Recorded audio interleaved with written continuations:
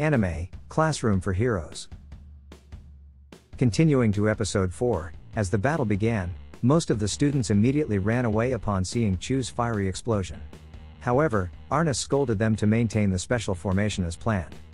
This reinvigorated their spirits upon hearing Arnest's words. The forces led by Clay and Kasim converged to create a defensive formation with shields to counter Chu. When Chu attempted to attack one of the forces with his tail, they dispersed to avoid the assault, but this left Chu's rear vulnerable, giving the other force an opportunity to strike. So far, everything was going exactly like their training. The headmaster, observing the battle, was also impressed with their strategy of exploiting Chu's blind spot. However, defeating a dragon wasn't going to be as simple as that. Chu's scales were impervious to ordinary attacks. For now, their priority was to heal the injured students. Meanwhile, the attacking forces waited for the right moment to make their move against Chu. When the opportunity arose, Sophie leapt towards Chu to strike his head, while Arnest used her sword to unleash a fiery attack. Although the attack seemed to have some effect, it was uncertain if it would be enough to defeat Chu. As it turned out, Arnest's recent attack was not their main objective. Due to the smoke from the flames, Chu was unable to see his surroundings clearly, and suddenly, the ground beneath him collapsed as he tried to move. They had set a trap for him. The headmaster doubted Blade's intention to show a fair fight. Blade argued that it would indeed be unfair if the trap was set before the battle began. However, the trap was created right after the battle commenced.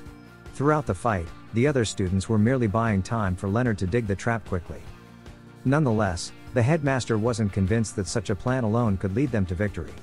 Blade understood this, and from this point on, the real battle would begin. The healed students now launched another attack on Chu. Meanwhile, for some reason, Asmodeus within Arnest's sword seemed to be struggling to continuously release flames. Nevertheless, Arnest paid no heed and forced Asmodeus to keep producing the flames. Chu then attempted to escape from the trap, but Arnest blocked his path with the forcibly unleashed fire from Asmodeus. Due to Arnest's attack, Chu fell from the sky. Sophie seized the opportunity to use her created hero power of gravity manipulation to further strike him down with force. Finally, Arnest would finish him off with her finishing blow. However, this attack was not solely Arnest's doing. The other students channeled their magic energy to strengthen her. Not only the top-ranking students but also those from lower ranks did the same. They shared the same feelings, wanting to become Chu's friends. The tremendous and powerful flames were directed by Arnest towards Chu, leaving him no chance to evade. After being hit by the attack, Chu reverted to his human form. He appeared somewhat sad for losing and felt that he had disappointed Blade by being a weak child. However, Blade certainly didn't see it that way. Chu's words weren't true, it wasn't Chu who was weak, but humans were stronger. With that, Chu finally acknowledged that they were stronger. This meant that now they could be his friends. Initially, Chu had arrogantly tried to befriend them to cover up his embarrassment, but after Blade's admonition, Chu sincerely wished to be friends with them. The next day, the headmaster was overseeing the construction of new facilities in the arena. He was pleased with the students' progress and wanted to prepare combat training that simulated real-life conditions. Using the lost magical knowledge called science, he planned to create a virtual reality facility. Meanwhile, Chu was having a meal with Blade and their friends. Claire was feeding Chu, playfully teasing her. During the meal, Blade noticed a change in Arnest. Somehow, Arnest had become chubby. The others had already noticed it, but they didn't mention it directly. Blade, on the other hand, bluntly called her chubby without considering Arnest's feelings. Arnest felt embarrassed and ran away from the cafeteria. Blade couldn't understand why the others thought he was being mean. They said that maybe Arnest had dumped Blade. Since then, Arnest had locked herself in her room for 3 days. Blade was visibly distressed about the situation, interpreting dumped as Arnest not wanting to be friends anymore. Jessica worsened the situation by saying that dumped actually meant Arnest no longer wanted to be friends with Blade. Hearing this, Blade panicked. He still wanted to be Arnest's friend and planned to apologize. However, Claire believed that Blade didn't know why Arnest was angry with him, and if he apologized without understanding the reason, Arnest might get even more upset.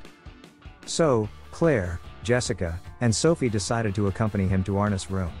Chu and Leonard joined them as well. When they arrived at Arnest's door, Jessica tried knocking and informed her that Blade came to apologize.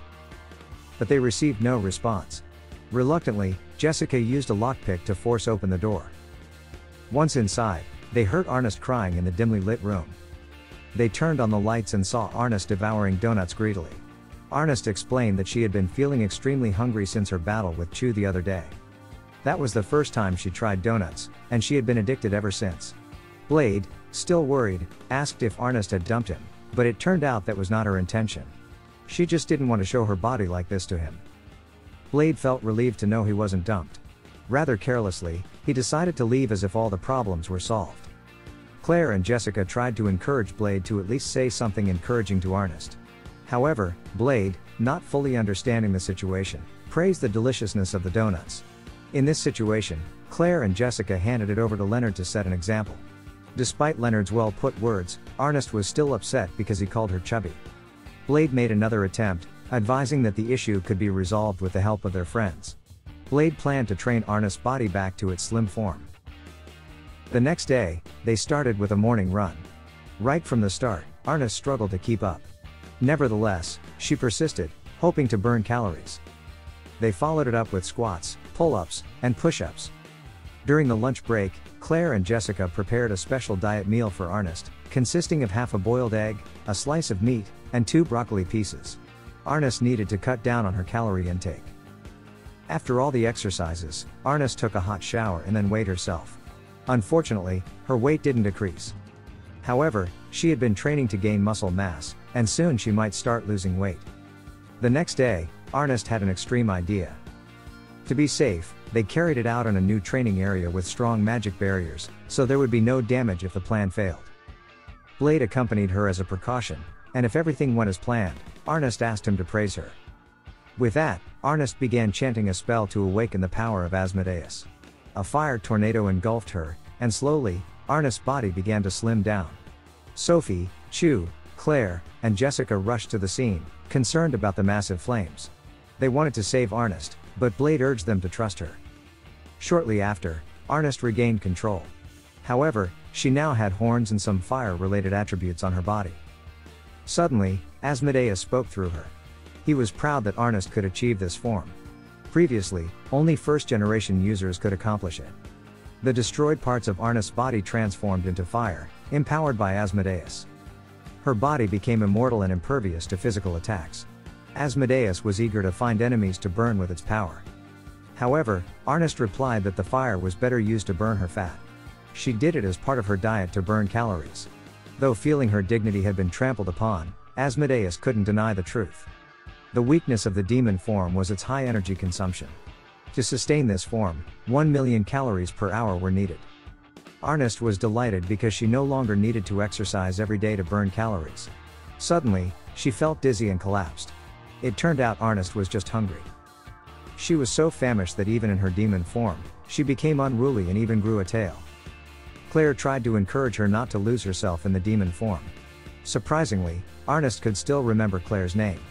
Not only that, Arnest wanted to eat Claire because she looked delicious. Arnest started approaching Claire on her hands and feet. In such a situation, Blade had no choice but to use some force. He unleashed the 3-sword dragon vanish technique, the wind version, to revert Arnest to her original form. When she woke up, Arnest found herself naked and being carried by Blade. As promised, Blade praised her for successfully executing her plan. That night, Blade, Sophie, Claire, Jessica, and Leonard visited Arnest's room to check on her condition. To their surprise, they found Arnest devouring donuts in a brutal manner. Blade had somewhat expected this. Arnest tried to convince them to let her eat the donuts, as she would slim down again after using her demon form. However, they regarded it as an excuse of someone who was lazy. Arnest still insisted on sticking to her method. This is the end of episode 4. Thank you so much for watching. Don't forget to subscribe so you won't miss part 5 of this series recap.